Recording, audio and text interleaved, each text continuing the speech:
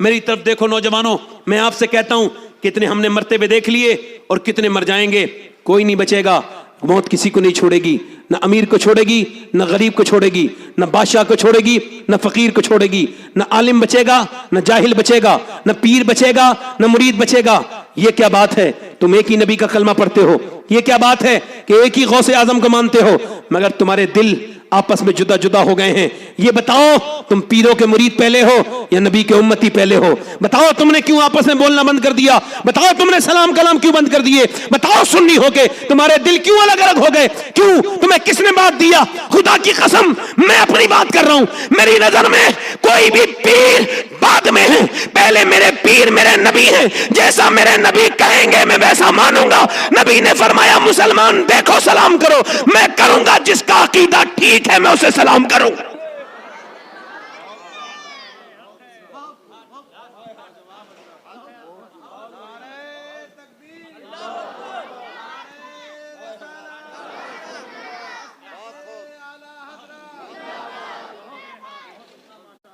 میرے دوست نوجوان تھوڑی دیر میری 10 منٹ کی بات سن لے، بس میں اپنی بات کو ختم ہی کر رہا ہوں. آج کیا بات ہو گئی کہ ایک دوسرے کو معاف کرنے کے لیے تیار نہیں، نفرتیں پل گئیں. برا نہ ماننا، میری بات اگر کڑوی لگے تو کوئی بات نہیں ہے، کوئی مسئلہ نہیں. مجھے زیادہ لمبی مجھے زندگی جینی نہیں اور میں امیدیں نہیں رکھتا کل کے لیے. اس وجہ سے یہ بات کہہ کے جا رہا ہوں، میری نظر میں پیر وہ ہے جو دین سکھائے، میری نظر میں وہ پیر ہے جو قرآن سکھائے.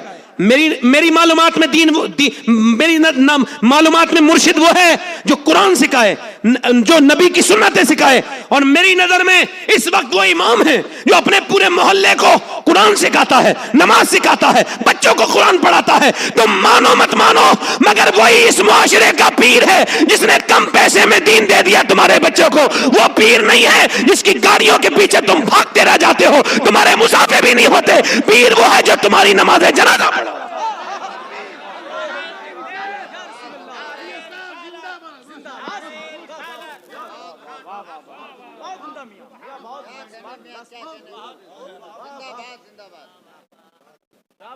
بانٹ کے رکھ دیا ہمیں. ہم سب الحمدللہ اعلی حضرت کو ماننے والے، سب غوث الاعظم کو ماننے والے. ہم کا زندگی کا مقصد سمجھ لیا، تھوڑی سی زندگی میں نفرتیں پال کے رکھ لی. میں آپ سے کہہ رہا ہوں بیٹو، ڈرا کرو اللہ سے، اور ڈرتے وہ نہیں ہیں جن کے دلوں میں میل ہو جائے، ورنہ میاں کون کہہ سکتا ہے ذوالنورین نور کی سرکار سے بایا دشالہ نور کا ہو مبارک تم کو ذوالنورین جوڑا نور کا. ایک کے بعد نبی کی 2 بیٹیاں ان کے نکاح میں.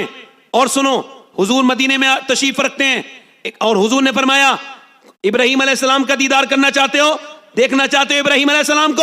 صحابہ نے کہا حضور دیکھنا چاہتے ہیں. فرمایا نظر اٹھا کے دیکھو، سامنے میرا عثمان آ رہا ہے، اس کا چہرہ بالکل ابراہیم علیہ السلام کی طرح ہے. عثمان غنی جنتی. اور جب انہوں نے ایک گڈھا دیکھا، گڑھا عرف عام میں اسے گڈھا کہتے ہیں، اس کو دیکھا گڈھے کو گہرا تو آپ بے ہوش ہو گئے. ہوش میں آئے تو کسی نے پوچھا امیر المومنین آپ اس گڈھے کو دیکھ کے کیوں بے ہوش ہو گئے؟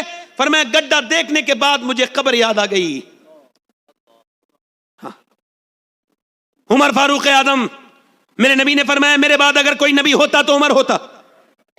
میرے بعد کوئی نبی ہوتا تو بولو کون ہوتا؟ بولو. میرے بعد اگر کوئی نبی ہوتا تو عمر ہوتا.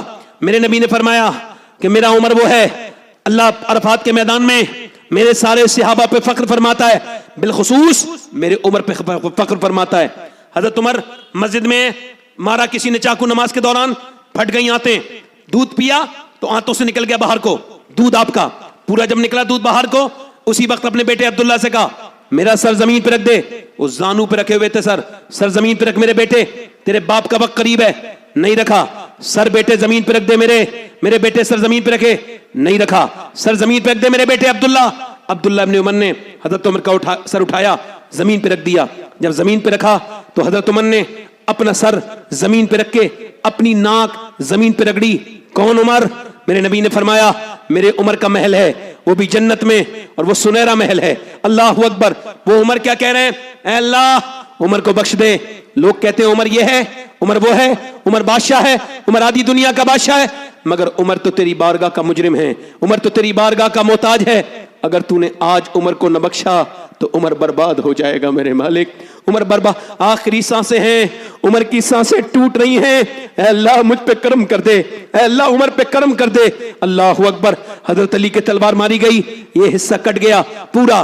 جب حصہ کٹا تو دونوں ہاتھ اٹھا لیے, اور دونوں ہاتھ اٹھانے کے بعد کیا کہا, آج یہ جو پیر جنت کی بشارتیں دیتے ہیں مرید کرتے ہی, ان کو یہ میری بات سنا دینا کہ عاجزی کتنی ضروری ہے, انکساری کتنی ضروری ہے, ڈرنا کتنا ضروری ہے. تم نے اپنے مریدوں کو بے خوف کر کے اچھا نہیں کیا, تم نے یہ چند ٹکوں کے چکر میں تم نے ان کے دل سے جو خوف خدا نکالا ہے, یہ اچھی بات نہیں ہے. یاد رکھنا اس بات کو, کل جواب دو گے اس بات کا. مولا علی کے جب یہاں پہ ماری گئی تلوار, یہ آپ کا سر آدھا ادھر کو ڈھلک گیا, مگر آپ کیا کہہ رہے ہیں, اے اللہ علی کو بخش دے, علی کے عمل بہت تھوڑے ہیں, علی کے عمل بہت تھوڑے ہیں, علی کے عمل بہت تھوڑے ہیں.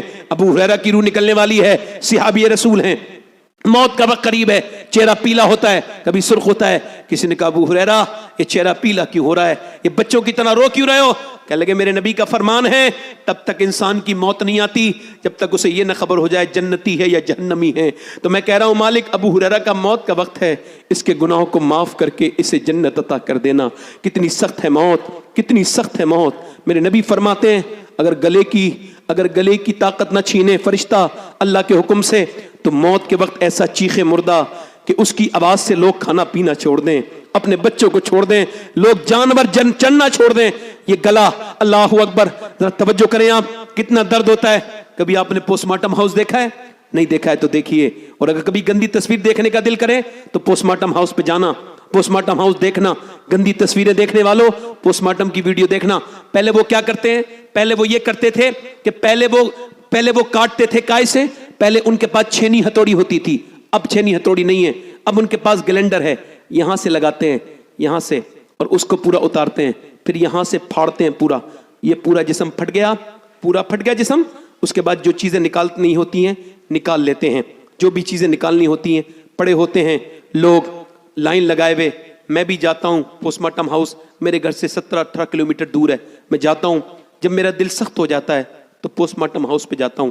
میں نے پوسٹ مارٹم بہت لوگوں کے پوسٹ مارٹم والوں کو غسل دیا ہے. ایک لڑکے کو میں 17 سال کے غسل دے رہا تھا, اس کا پوسٹ مارٹم ہو کے آیا تھا. میں نے اس کے سر میں ہاتھ ڈالا, میری انگلی پہ اس کی ایک سفید ہڈی تھی, وہ لگ گئی, خون نکلا, میں رونے لگا. ایک صاحب بولے کیوں روتے ہیں؟ میں نے کہا صاحب اس وجہ سے نہیں کہ میرے تکلیف ہو رہی ہے, رو اس وجہ سے رہا ہوں. میرے نبی فرماتے ہیں جب موت کے بعد جب روح نکل جاتی ہے, جب مردے کا ہاتھ اٹھاتا ہے غسال, وہ کہتا ہے ذرا آرام سے اٹھا اور غسل میں نرمی کر, ذرا نرمی کر. یہ بتاؤ جب ہاتھ اٹھانے سے تکلیف ہوتی ہے تو جب وہ اس وقت میں چیرتے ہیں پوسٹ مارٹم کے وقت تو کتنی تکلیف ہوتی ہوگی. میں تو دن رات سفر میں رہتا ہوں, اپنے مالک سے کہتا ہوں اے میرے مالک پوسٹ مارٹم والی موت سے بچا لینا میرے رب. پوسٹ مارٹم والی کیا پتا کہاں کون مرے. ایک لاش بہتی بھی آئی, پولیس نے پکڑ لی, سڑ بیکار ہو گئی تھی لاش. اتنی پہچان تھی کہ مسلمان ہیں. پوسٹ مارٹم کر کے امام مسجد کے باہر کھڑا کر دیا. لوگوں نے کہا امام صاحب غسل دے دو. کہتے غسل دے دوں گا مگر پیسے نہیں ہے میرے پاس کہ میں اس کو کفن بھی دے دوں. چندہ ہوا, چندہ ہوا. ایک لاوارث لاش ہے, جو بھی دینا چاہتے ہیں دے دیں. مسجد میں اعلان ہو رہا ہے 1.5 گھنٹے میں چندہ ہوا, کفن دفن ہوا, تختے خریدے گئے, 1.5 گھنٹے کے بعد دفن کر دیا گیا. نہ کوئی رویا, نہ کوئی جنازہ اٹھتے وقت رویا, نہ کوئی نماز جنازہ میں رویا, نہ کسی نے چہرہ دیکھنے کی خواہش کی.